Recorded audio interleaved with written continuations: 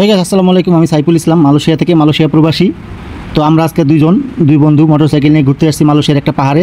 এই পাহাড়টা হলো, এটার নাম হলো গুনং লাম্বাক। গুনং লাম্বাক, এটা একটা রিসোর্ট। তো এই রিসোর্টে ঘুরতে আসছি। এখানে পাহাড়ের ভিতর দিয়ে আমরা হাঁটতেছি। এখানে নাকি অনেক সুন্দর একটা পার্ক আছে, রিসোর্ট সবই আছে এখানে। তাই সেটা দেখার জন্যই আমরা এখানে চলে আসলাম আজকে দুই বন্ধু। তো হাঁটতে হাঁটতে দেখেন এই যে ভিতরে, পাহাড়ের ভিতরে, জঙ্গলের ভিতরে যে সুন্দর সুন্দর ঘর উঠে রাখছে, দেখতে অনেকটা সুন্দর এবং মনোরম পরিবেশ। আশেপাশে অনেক সুন্দর সুন্দর রিসোর্টও আছে। এখানে অনেক বিদেশি পর্যটকরাও আসে, ঘুরতে আসে, দেখতে আসে এই জায়গাটা অনেক সুন্দর। এবং যারা অবসর সময়ে মানে রুমে বসে থাকে, ক্লান্ত হয়, তারা এইসব জায়গা দিয়ে ঘুরতে আসে। এবং বিশেষ করে চাইনিজরা আসে এই এলাকাটায়। চাইনিজরা আসে, যে এইখানে আসা মানে পাহাড়টার উপরে ওঠা মানে এক্সারসাইজও হয়ে গেল। চায়নারা এমনি দৌড়াদৌড়ি করে না, শুধু এই পাহাড়ের উপরে ওঠে আর নামে, এটি তাদের এক্সারসাইজ। তো দেখতেছেন পাহাড়ের ভিতরে কী সুন্দর ঝর্ণা আছে। তো আমি এই ঝর্ণার পানিতে হাত মুখ ধুইতেছি। তো ঝর্ণার পানিতে হাত মুখ ধুয়ে, পানিগুলো এই যে 24 ঘন্টা এরকম পরিষ্কার পানি পড়তে থাকে। তো একটু দুষ্টামি করতেছি আমি আর আমার বন্ধু, ঝর্ণার পানিতে হাত মুখ ধুইতেছি। পানিগুলো প্রচুর ঠান্ডা এবং বাংলাদেশের একদম টিউবওয়েলের পানির মধ্যে মিষ্টি পানি। ঝর্ণার পানি মানে মিষ্টি পানি। এই পানিগুলো আমার সম্ভবত যে টিউবওয়েলের পানির থেকেও, মানে ফিল্টার করা পানির থেকেও এই পানিগুলো আরও বেশি স্বচ্ছ, এত পরিষ্কার পানি। আমি কিন্তু এই পানি এক ডোক খায়াও দেখছি। এই পানিটা অনেক মিষ্টি, মানে বাংলাদেশের মিষ্টি পানির মতো।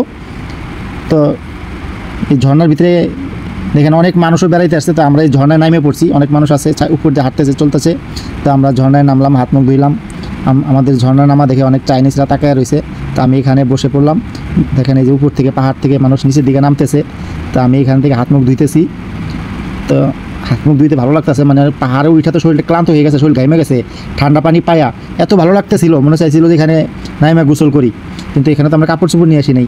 তো আমরা তো জানতাম না যে এরকম সুন্দর পরিবেশ আছে, এমনি আসছি। তো যদি কাপড় চোপড় নিয়ে আসতাম, আমি সত্যি সত্যি এখানে গোসল করতাম।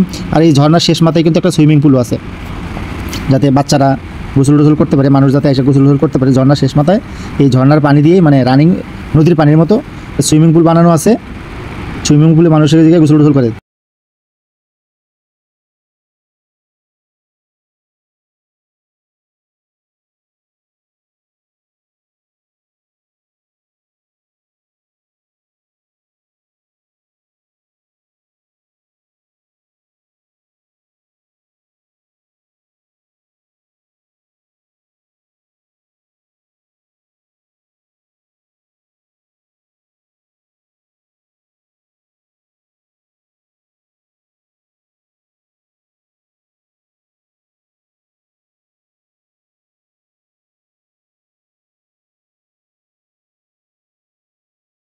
তো ভিডিওটা ভালো লাগলে সবাই একটু শেয়ার করে দেবেন। ধন্যবাদ। আসসালামু আলাইকুম।